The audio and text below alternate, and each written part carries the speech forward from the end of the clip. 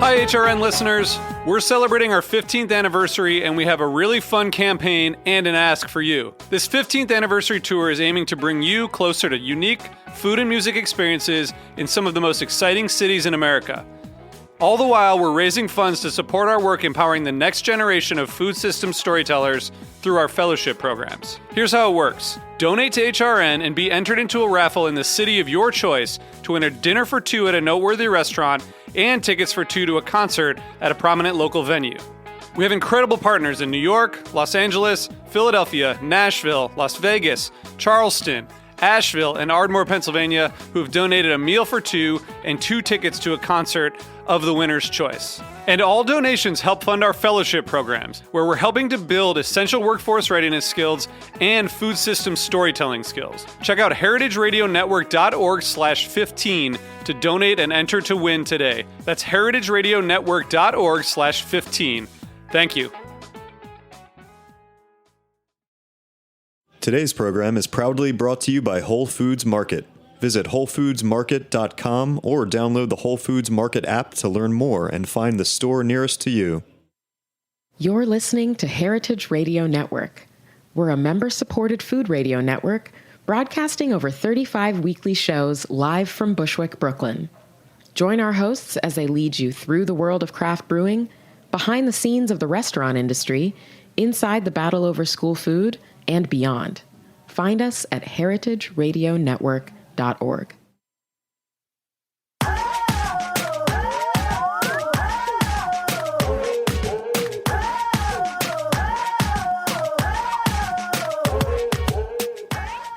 Hello, and welcome to A Hungry Society, the show where we take a look at dining culture, food media, and much more. So today I'd like to start first by asking listeners if you can donate anything to hurricane victims. If you're able to, that would be great. Texas and Florida are still in need, as well as the Virgin Islands and Puerto Rico and many other islands in the Caribbean. If you can check out A Hungry Society's Facebook page, Twitter page, and Instagram, I'll be sharing links to where you can donate. But today's guests are Perla Nieves and Alysis Vasquez, best friends and the founders of Midnight Market, part food event, part nightlife event that brings together a diverse group of food and drink vendors, music, and literally like thousands of hungry and thirsty event goers. Yeah. New Jerseyans, they've been in New Jersey for most of their lives. Perla has a background in film, and Alysis has her own catering company called Chilltown Catering and has been a contestant on Chopped. Perla and Alysis, welcome to A Hungry Society. Hi, thank you for having us here. Thank you so much for coming. This is super exciting. Yeah, very much. So can you give listeners an idea of Midnight Market? Sure. So Midnight Market, it's a 21, we call it a 21 and older foodie nightlife event. So the idea is that we work on a pop-up basis where we go to different locations now we're starting to go to different locations in Jersey. And the idea is that you walk in, it's $5 to get in. Once you're in, we have over 20 vendors that come from the New Jersey or New York area, and they're selling foods at $5 and below. And these are just small bite-sized type of things. And then we also set up a bar where the bar is also selling $5 drinks, and we have a DJ playing music all night. So it's essentially an all-night happy hour. It's a really good time. And for me, coming from a food background, we really wanted to create a space where vendors, chefs, and anyone who has a creative mind for food has a space where they can kind of test their product and get it out there and expose themselves to a big audience of foodies and people who love it, and also kind of have fun while they're working. So you get to get a little bit buzzed, and you get to listen to music, and you just get to meet a ton of foodies that are eager to taste your food. Yeah. And it started because you guys saw a gap in like the marketplace, right? Can you take me back to like how you came up with the idea for it? Yeah, so, Alysis approached me with it. I don't know if you want to talk about it a little bit. Yeah, sure. So just to touch on what I mentioned a little bit, I had my catering company, and I had ventured into doing a supper club, and I just wanted to, when you work in restaurants, you're making the same menu every day in, night out, and you get a little bored, and it lacks that creativity that you kind of strive for when you get into the food industry. And the supper club gave my friends and I a place to do that. We wanted to break into the market scene, and it was pretty expensive, and it's a lot of risk because you don't know if people are going to buy your stuff, and there's a lot of things on the back end that make it difficult for new businesses to break in, and so it was really important for me to create that space where people felt comfortable. And Perla had a really great view of what people in Jersey City were needing on the guest side, because she worked for a real estate company and had all these new, there's a renaissance happening in Jersey right now. Yeah. So she was experiencing all these people moving in from the city and going, well, what's there to do here? And after you've hit the really great restaurants that we have, but after you do that a couple times, you're kind of going back into Manhattan. Maybe less so now, because I feel like so many different publications are finally catching on to Jersey City's food scene. Yeah, for sure. Yeah, but we kind of, I mean, I guess Lisi came from, she's the chef. She understands food. She gets it. I enjoy it. So, Lisi approached me with this idea, and, we both just got really excited because I'm very much on the film side, the marketing and social media. Like, that's what I do. So when she told me about what she wanted to do, it was just a great concept because she already had the experience with food and she understands the vendors. Even now they come to me with questions. I'm like, go to Lisi. I have no idea what I'm doing. And then I had my understanding of like just who are the new people that are coming to Jersey City and what we can offer to them. And I mean, we did our first event on November 4th of last year, and we're about to make a year almost. Yay! Wow, congratulations. Thank you. And I mean, we've been going monthly ever since. So I think also another thing that's really important for us was, there's a lot of talk of all the new people moving into Jersey City, but Perla and I have been living there for years now, and beyond that, there's people that, have grown up in Jersey City, so they are Jersey City, and with this new wave, there's a price point that a lot of the people that live there, have been living there, can't meet. Mm-hmm. So you're kind of getting left behind. So I say that there's a renaissance in Jersey City and Hoboken, but that's for the people that are coming in and bringing it with them, and you kind of get left behind. So the $5 idea was to kind of tell everyone that it's okay to be a foodie. It's okay to come in and try new things, and you don't have to like bleed your wallet to do it. You can have a fun time and come with $20 and dance all night, have a drink, and try 2 things. Or you could come with $100 and really do it up. But you have that option. It's not required. It's not a $15 sub in the streets, So it's unique in that way, and we really get a super diverse demographic of older, younger, just every type of people, because we keep it international food also. So that's one of the most interesting things to me is it's only $5 to get in, and then $5 for food and $5 for a drink. Yeah. Like that's $5 holla. Like that's really cool. I feel like so many events you charge a bunch at the door or once you get in, and you guys wanted to make it as accessible as possible. Yeah, and I think the reason why, I mean, if you go to Midnight Market, you'll just look around and you're like, who is your crowd? You don't even know. Everyone is just so diverse.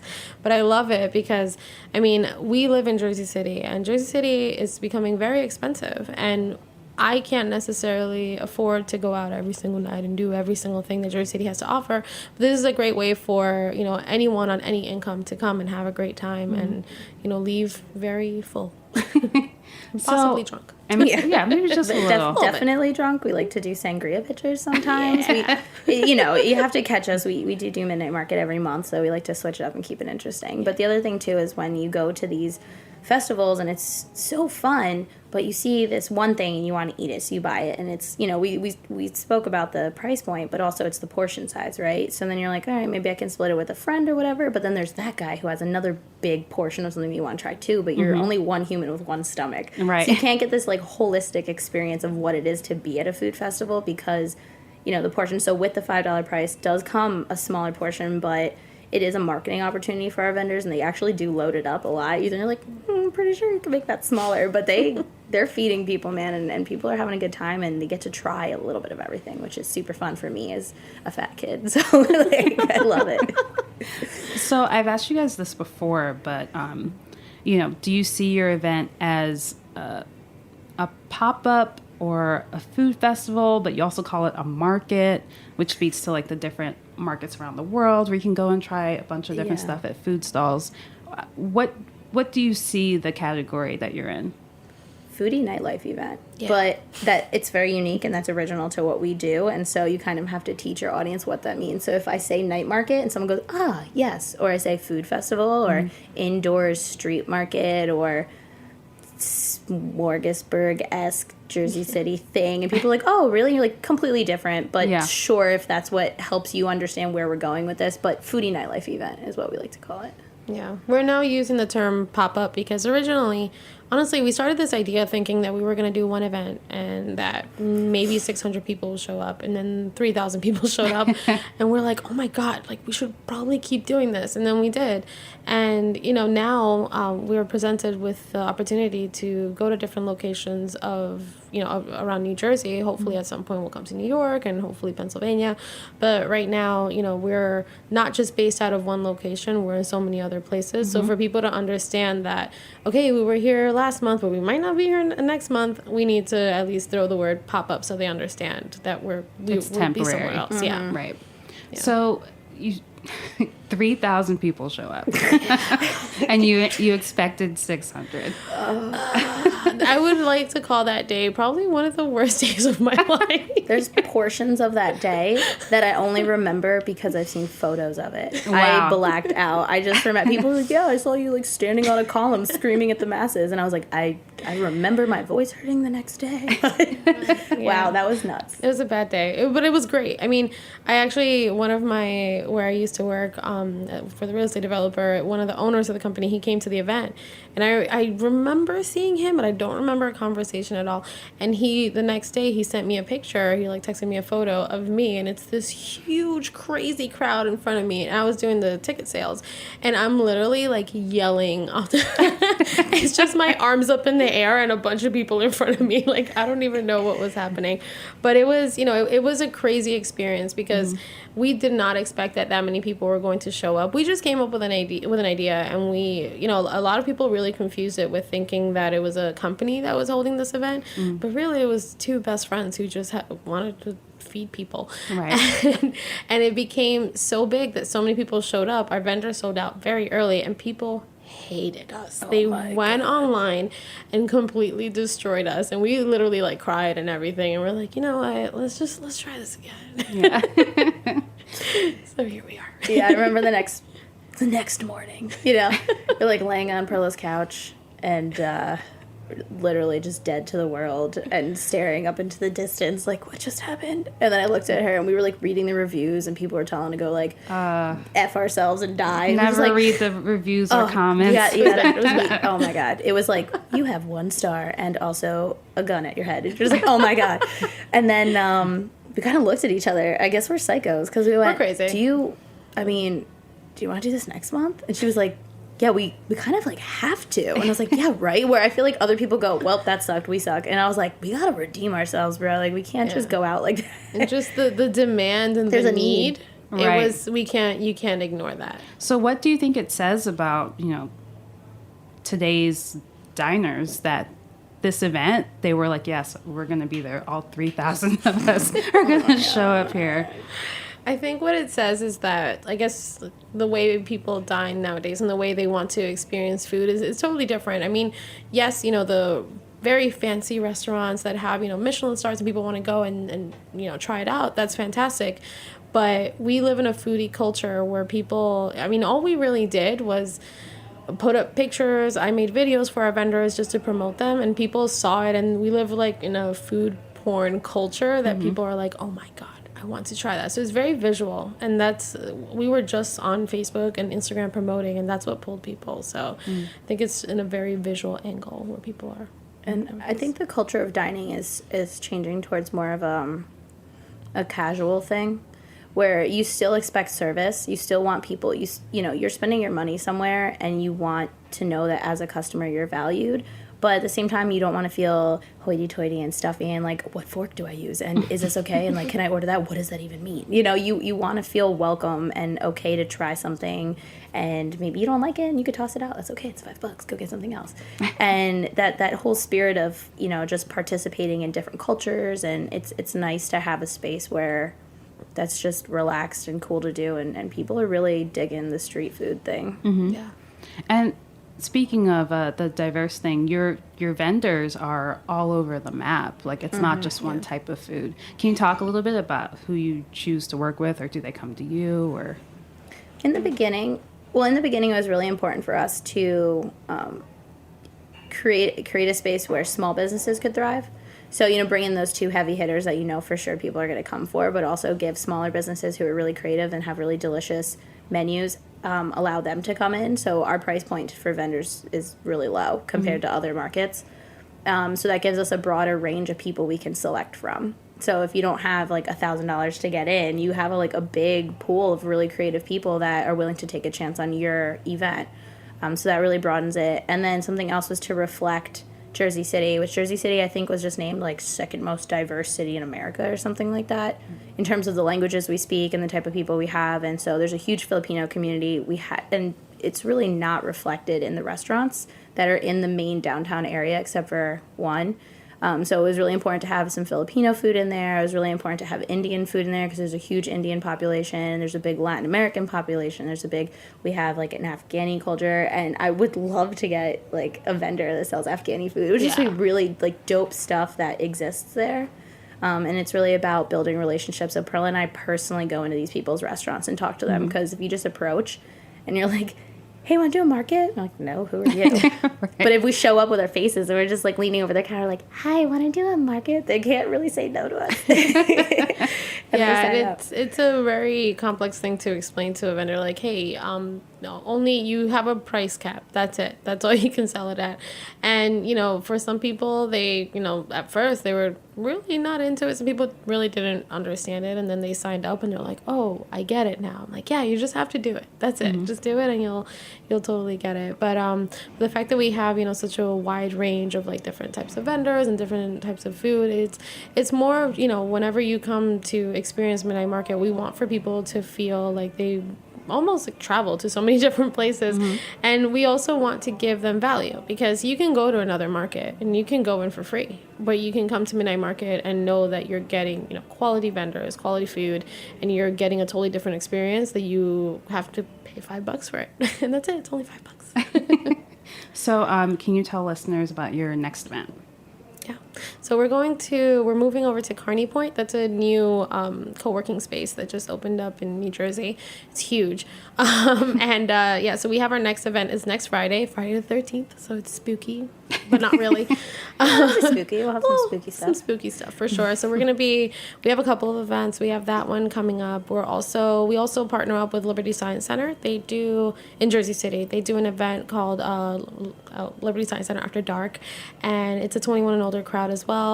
You get to hang out in the museum the whole night. You have full access and walk around and drink and hang out. So we bring our vendors there too, and we're also going to be there October 19th as well.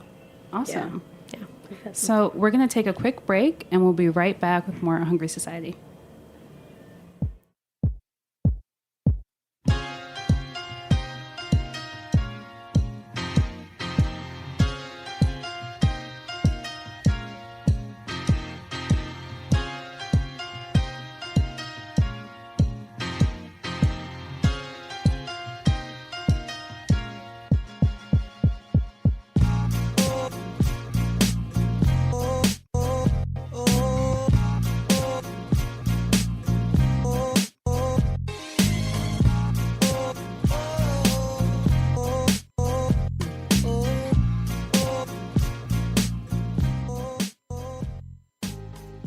Today's program is proudly brought to you by Whole Foods Market. Whole Foods Market believes in seeking out local, fresh, and seasonal food and in supporting local farmers, makers, and the community as a whole, economically and agriculturally.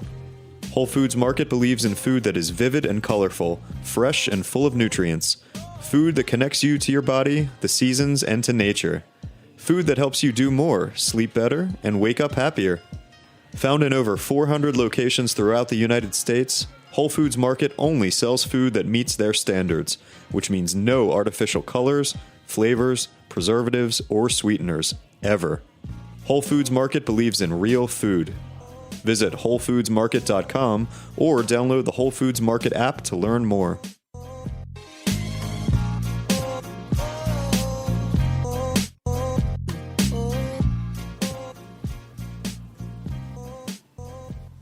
All right, so we are back with Perla and Alysis of Midnight Market, and we're going to switch gears a little bit here and talk about dining culture right now as a whole. I assume you both go out to eat a lot. A lot. Too much. A lot. So what do you think of today's dining scene, and how do you see Midnight Market in that? Yeah. I'm super excited about the dining scene nowadays. I kind of touched on before, I'm really into the idea of going and getting great service and feeling like you're in fine dining, in the essence of being treated as a guest, but also it feels comfortable and something attainable, and there's so many creative, amazing chefs out there, and there's so many opportunities, and the fact that the foodie culture is just blowing up, and being a chef isn't being, like a curmudgeon anymore. It's like being a really cool, creative person, and I'm so loving that. Yeah, and I mean, I come from, I guess, my social media background where I'm obsessed. I just scroll through social media and just watch everything on Insider, everything on BuzzFeed, I love it all. So I see all of this type, this visual that people just really are attracted to, and I see like the person that's eating pizza and it's melty cheese all over the place, and I think that people are really drawn to that, and that's why Midnight Market has gotten to where it is today, because that's the trend, for sure. So was there a restaurant experience, or is there a restaurant that kind of helped you guys design the experience at Midnight Market? I wouldn't say there was one particular one. Maybe just the idea of all the different types of food experiences that we've had. I guess not necessarily, for me at least, not necessarily a restaurant, but more of just the market experience of going to different festivals. And, I've been to so many, and there's a couple that definitely stick out, and I feel that some of that brought the influence of Midnight Market, where just bringing, where you go with your group of friends, you all go to one, you make a plan of what you want to go eat, and everyone just kind of gathers food together, and you all eat together at a little picnic table or something. So I guess for me it was more of like a just going to markets. I don't know about Alysis. Mm-hmm. Yeah, I would say it's not necessarily one particular restaurant, more so as my experience in the industry. I've been in the restaurant business since I was like 15. And so I've worked at Bob Evans and IHOP. IHOP is actually, we were servers. Where we met. That's where Perla and I met back in New Jersey in like 2007. And yeah, but then I went to go work with the Hyatt, and that's where I really learned, and as a college student, so that's just like a college job, but they really instilled this authentic hospitality idea where they're like, these people are traveling and they're coming to this hotel, and you need to, and I worked in the restaurant there, and they were like, you need to make these people feel like they're at home. And that's always stuck with me. And then I worked at Kraft over here in the city, and they're all about authenticity and hospitality and making your guests feel like this is where they belong, so they want to return. And that's always resonated with me when I did the Supper Club. And so then that transfers into Midnight Market. So when people walk in, I want them to feel like they're at a party that Perla and I curated for them, created for them. We answer all the emails, we answer all the Facebook things, we respond to the comments, because we want them to know that you're coming and it's going to be good. It's going to be fun. And we made sure that this is a place that you're going to like feel at home when you're here, and you should come back next month and the month after and the month after. So it's more about that idea of authentic hospitality that's really framed what we do at Midnight Market, I would say. I think these types of dining experiences are kind of in the restaurant world now, because there's obviously a demand for it. But it's, pop-ups and food halls and markets. It's all kind of part of the scene now. You can't take them out. No, it's growing for sure. I feel like dining started as a communal thing, back in the day when the first restaurant opened, like 1800, whatever, And you would sit down at a big table, and it was a presentation, and it was a party, and you were celebrating food and celebrating friendship and celebrating family. And then it kind of went to this like TV dinner kind of thing of like, oh, I'm just going and I'm getting a meal and I'm leaving. And now I see with food halls and markets and restaurants where there's, the communal seating and everything. It's more about breaking bread next to your neighbor and enjoying the experience of putting food in your face, and like that's such a miraculous, wonderful thing that we're so blessed and lucky to be able to just casually do, and it's really kind of leaning towards that again, and that's a beautiful thing. And there's fast casual and stuff, and that's great, but it's really about like just enjoying food in that moment and the people that you're with. Right. So when you're not planning your next event, where are you eating? eating at all the vendors that we're Yeah, we have Nice plug. That was really yeah. good. all of our vendors. No, we have like extensive Yelp lists. We were like, okay, we gotta try this guy and this guy and this guy. I'm very much, I mean, I love all types of food, and it's funny because I used to be extremely picky, but I now, yeah, like Lisi knows. Yeah, you're nodding your head very like Very, very seriously. picky.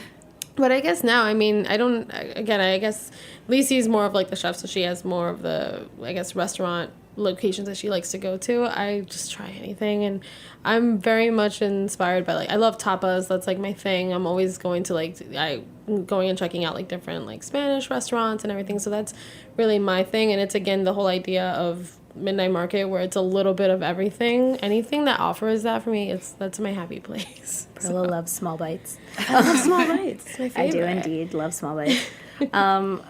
My friend's gonna probably like kill me for always plugging his restaurant, but Do it. It's amazing. Trig Brown and Josh Koo at Winson, which is actually like right around the corner.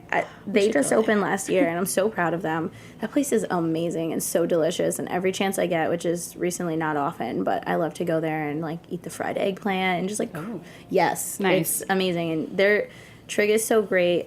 We started cooking together back at Craft, so I've seen like his progress, and he's amazing and has such a great way of combining textures and flavors and all these things. And then Josh is Taiwanese, so they brought that together. And you think of, you're like, oh, Taiwanese, was that Chinese food? But they really like just really expand palates, and I think that's a beautiful thing about nowadays with the social media and stuff. And we grew up in the suburbs, Perla and I, and that's not necessarily the most adventurous foodie palate you get. But when you can see it and it looks beautiful and you could read reviews and people are talking about it, you feel less scared. I see a lot of picky people. It's really fear. I don't know if I'm going to like that. I don't know if I should order that. Well, that looks gross or that looks scary. But when people around you are doing it, you're like, well, I'll try it. And then you realize food's delicious. And it might look a little crazy, but it's really good. Do you see that at your events too? Like, do people try things that maybe they haven't had before? Yeah. Yeah. The idea is it's $5, so it's low risk. Right. So, I mean, my sister recently, she went to one of our events. I forgot which one, but she went to one of them, and she had told me, she's like, I never tried that type of food. And, I was like, why not? It's $5. Let me just do it. And then she did, and she loved it. And she's like, this is awesome. I literally came here with $20, and I ended up spending $65. So, Yeah. So I think it's because the price point's right. People are more willing to just try it, because why not? Mm-hmm. Yeah. So one of our vendors brought balut, which is that. Oh, wow. The egg. The right? egg the with the duck fetus in it. Fermented. Yeah. And people were loving that. They were doing it. I think he's going to bring it for the Halloween one because, It's so creepy looking. it's spooky. That's an intense, small bite. And it's not very small, that bite. But it's pretty big. I did it. And it was, you did? I ate a bug. I couldn't. We also we have lime. Guys, there's no bugs crickets. at Midnight Market. Yeah, Liberty Science Center brings bugs, guys. They bring edible crickets and They're stuff. edible bugs. Crickets guys, aren't not bad. They're just pretty random. good. Yeah, and they have they're literally ranch flavored crickets, and I was like, okay. They were fine. I didn't die. I'm here. So, if you could have your last meal at a restaurant, where would it be and who's invited? We'll start with you, Perla. Oh my god. No, wait. Let's go with Lacey. I gotta think about Okay. Does it have to be a restaurant? No. Where would you have your last meal? Okay, so one of my first very favorite dining experiences was my uncle married into a Portuguese family, and my Aunt Maria, her mom would do soul food Sundays and Portuguese style, and they would throw down, and it's anything you could think of when you think of a soul food Sunday, but a Iberian Peninsula version. So there's the rice, and there's the broccoli rabe, and there's the collard greens, and there's the chicken, and it would just be a table, and she would look at you like, you only made 2 plates? That's it? That's rude. And you're like, oh my god, okay, I gotta put more food in my stomach. And it was just so delicious, and I remember everyone just gathering and eating, and there's hands flying, and there's rice going everywhere, and just I would do that. I would get everyone at one table, just loaded up, Kamayan style, kind of Filipino, just eat with your hands and forks and octopus everywhere, and just delicious. That's what I would want for my last dining experience. And who's there? All my friends and family, definitely. I have a pretty tight group of people that I really rely on because, when you're in the small business world, you really need to have a tight collection of people that get it. So when you don't see them for 3 months, they're like, yeah, cool, I'm busy too, man, but we'll get together over a drink, and you just really support each other. And I would want to share that with those people. And my family, of course, goes. Family, obviously. Awesome. So I thought of a place. No, so I recently took Lisi to this place. So I grew up in Dominican Republic, but when I moved out here, we moved to Sayreville. Oh, I'm talking about it. We moved to Sayreville, New Jersey. There was this pizza place that my sister used to work at. It was called Pizza Heaven. Both of my sisters worked Pizza there. Heaven. It was amazing, but heaven. it's not the pizza. It's the chicken cheesesteaks. Okay, they So are good. amazing. So we recently went back because I'm like, let me see if they're still good. And we went, and it's just as good. It's amazing. I remember it's literally the reason why I was like an obese child, because this place is so good. It was amazing. And the people that will be there will of course be my husband, who I think he's listening right now. My really close friends, as Lisi mentioned, we have the same circle. They're amazing. My family, and Lisi and I really love Drake. He needs to be there too. Oh, yeah, Drake. Drake needs to be there. I want J. Cole, though. He's my new favorite. Right. Drake's a little, like, sappy. He You loves can bring strippers too him. much. And I just... Wait, you can have J. Cole and Drake. No. And also my boyfriend. He's going to be like, what? J. Cole? But Drake needs to be there. My husband, he understands the relationship we have. It's fine. Well, you said your husband first, and I then did, Drake. I did. I mean, Aw, She also started dating her husband because he looked like Drake. That's all I'm saying. that's not real. It's That not has real. nothing to do with food, but it's a note. okay, so Drake is invited to 2 last meals. Yeah. Yeah. If you're listening, Obviously. Alysis and Perla really want you to come. Bieber can come, too. Bieber's fun. Bieber is weird. No, his music. He sucks. Okay, I take it back. He'll be playing on the radio. So it'll just be a pile of cheesesteaks. A pile of chicken cheesesteaks. Chicken cheesesteaks. They do With it right. lettuce and onions. They shave the mayo. chicken. Oh, It's wow. not the chunked chicken. No. This is like prime. So This is Pizza good. Heaven, everyone. Sayreville, New Jersey. Nice plug for Pizza Heaven in New Jersey. We'll make sure that they know. They like don't have social media. It's fine. So where can listeners find you on the internet? MidnightMarketJC.com. That's the website. And then if you want to share social. Yeah, so our Instagram, we're transitioning from Midnight Market JC, which stood for Jersey City, to Midnight Market New Jersey. So our Instagram is Midnight Market NJ, and our Facebook, you can also get us, facebook.com/Midnight Market NJ. Yeah. But you could just Google Midnight Market, guys. Yeah, It you'll comes find up. us. It So comes exciting. up. And tickets are available on the website. Yes. Yes, tickets are available on the website for vendors who are interested. We also have midnightmarketjc.com/apply, and we have a vendor application right there. It's super easy. Our process is pretty much, you go into our file, we have you, and when we have, we'll look through everything, and when we have an event that fits, your menu, we will contact you and start the whole process, and it's really easy. We like to make it as seamless as possible. And Perla will make a video. Yeah, and just so you guys know, tickets online are $5, but if you buy them at the door, it's $10 cash. Excellent. Cool. Well, thank you so much for coming on the Hungry Society. Thank you for It was having a us here. pleasure to have you here. Oh my gosh, thank you're so you. cool. Thank you. Thank you so much for listening. I'll talk to you next week.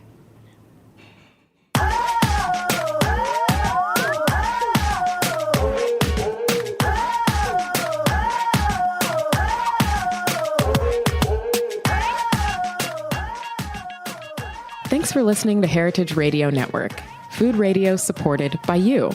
For our freshest content and to hear about exclusive events, subscribe to our newsletter. Enter your email at the bottom of our website, heritageradionetwork.org. Connect with us on Facebook, Instagram, and Twitter at heritage_radio.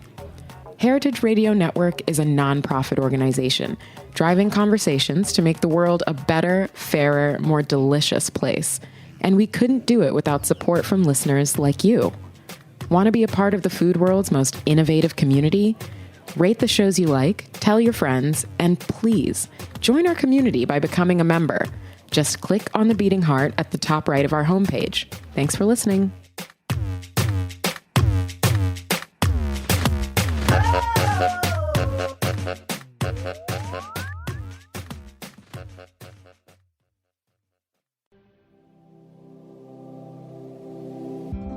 Hey there, I'm Lee Ullman here with some big news from the National Young Farmers Coalition.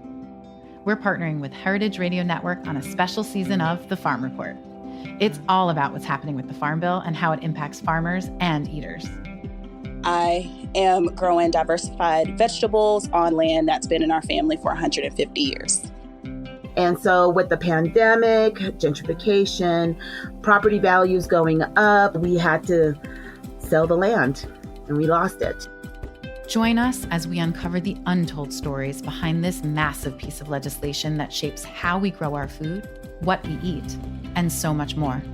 The problems we have had, those are things that come from earlier Farm Bill and USDA policy, right? Like Earl Butts, get big or get out. You know, it's my responsibility to know not only what I'm eating, but then like how that all came to be, and realize like, wow, like this piece of legislation, all this money, like it's technically something that I support as a taxpayer. While Congress debates the next Farm Bill, this is not just an invitation to listen. It's a call to action. Be part of the conversation. Subscribe to the Farm Report on Heritage Radio Network, wherever you listen to podcasts.